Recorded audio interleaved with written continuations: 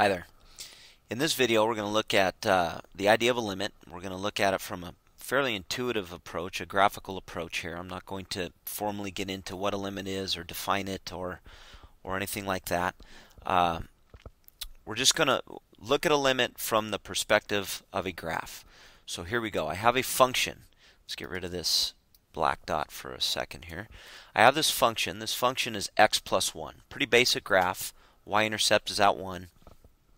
And I have a slope of 1. Okay, what I've done is I've constructed a point down here that I'm going to call A, and I'm going to let this point get really close to a particular number. In this particular case, I'm going to let it approach 2.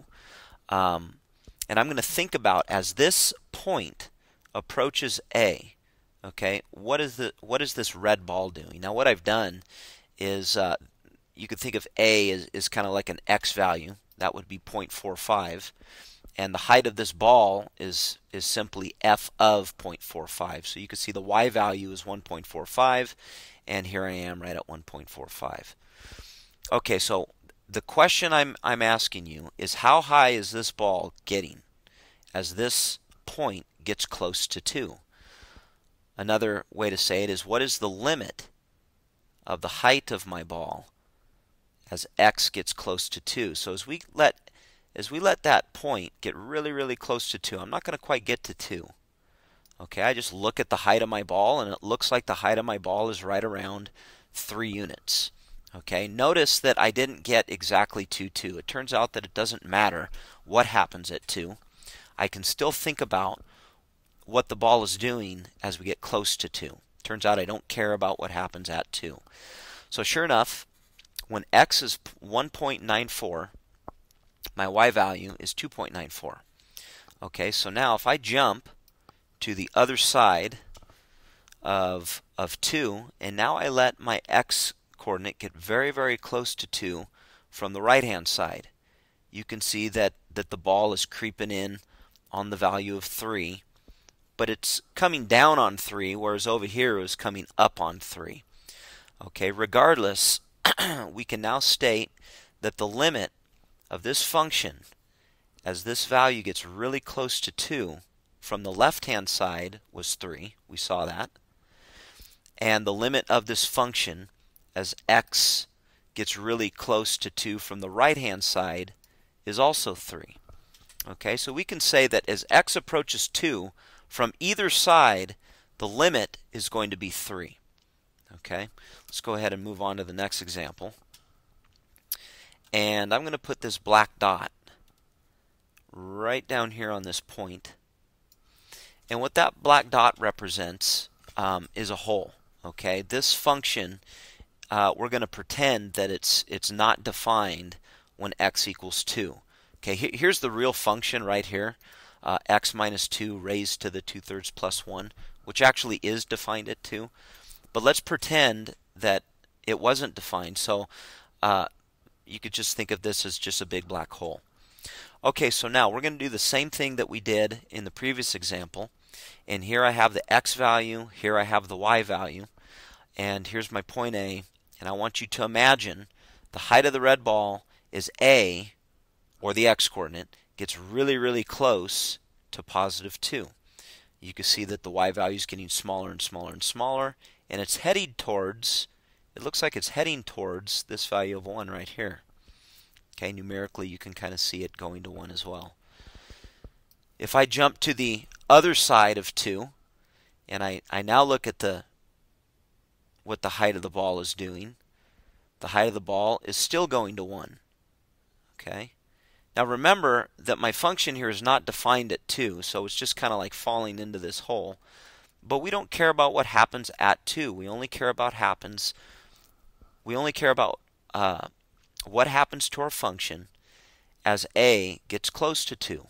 And in both cases, from the left and from the right, we saw that the function got very close to this value of 1.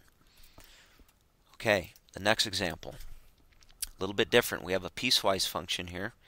And let me move this function up. I kind of screwed up my sketch. Sorry about that. Erase those traces, and I need to put the holes back where they belong. Okay, now, I don't want to confuse you from the last example. The last example, I said the black dot was a hole. And it was at that time. This time I'm going to change that a little bit. This piecewise function is defined by the function x plus 1 and negative x. This is x plus 1. This is negative x right here. The only difference is now positive 2 is getting mapped to negative 2. So I have this black circle down here indicating that 2 gets sent here. And I have this open circle here which just indicates that 2 doesn't go here, it actually goes down here instead. So here's my numbers that you can follow along with. Here's my x coordinate, here's my y coordinate. The question remains the same. What is your y value doing as your x value gets very close to positive 2? So as I draw close to 2 from the left, it looks like my y value is getting close to 3. Graphically, I can see that right here. Numerically, I can see that right here. Okay, if I jump to the other side, let's erase the traces. If I jump to the other side and let x get close to 2 from the right hand side, okay, we're no longer approaching 3, rather we're approaching negative 2 instead. Okay, so this is a little bit different. We have to be careful with what we say here. We couldn't state the limit of the function as x approaches 2 unless we specified which direction we were coming from. So we could say the limit of this whole function as x approaches 2 from the left-hand side is 3. Okay, that would be one way to say it. Another way is we could jump to the other side and say the limit of this function as x approaches 2 from the right-hand side is negative 2. Now remember, it doesn't matter where 2 actually goes. We could have said that 2 got mapped up to here, down to here. We could have said that 2 didn't get mapped anywhere or somewhere completely different. It really doesn't matter. Okay, so once again, the limit from the left is 3. The limit from the right is negative 2. Okay, for the last example, we have another piecewise function. You can see that I've defined it a little bit more specifically up here. So we have a parabola, x squared, when we're to the left of 0. We're on this line negative x when we're to the right of 0. And we're up at this point 5 when x is 0. You can kind of barely see it here. So we're no longer approaching 2. Now I'm interested in approaching 0. Okay, so think about the y value. And when I say the y value, I'm really talking about the height of this ball. What is the y value approaching as this x value gets close to 0? What's the height of the ball getting close to as x gets close to 0? Well, let's take a look. Looks like it's getting smaller and smaller and smaller until we're finally way down here getting very close to 0. Okay, if I jump to the other side and I approach 0, this time from the right hand side, well, it doesn't look like we're approaching 0 anymore. It looks like we're rather approaching negative 2 instead. Okay, it looks like we're approaching negative 2. Okay, even though that 0 actually gets mapped up to 5. Turns out that doesn't matter. So we would state that the limit of this function as x approaches 0 from the left, my y value approaches 0. And as we approach 0 from the left, my y value approaches negative 2.